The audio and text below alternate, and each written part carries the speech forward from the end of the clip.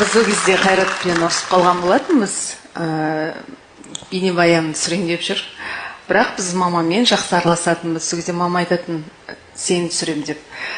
Бейнебаян тақалған кезінде Қайрат маған, сен түспейсің, бір махаббаты бар, сол түседі деп. Не дейді? Мен бірдеңке іздей береді. Ұмытып қалды оны. Тауып алады. Мен тыныш ішімде біреу тауып аламын. Ондай нәрсені ұмытып қалады да Қайрат. Әрине. Кінәлі тек мен. Содан мама звонды.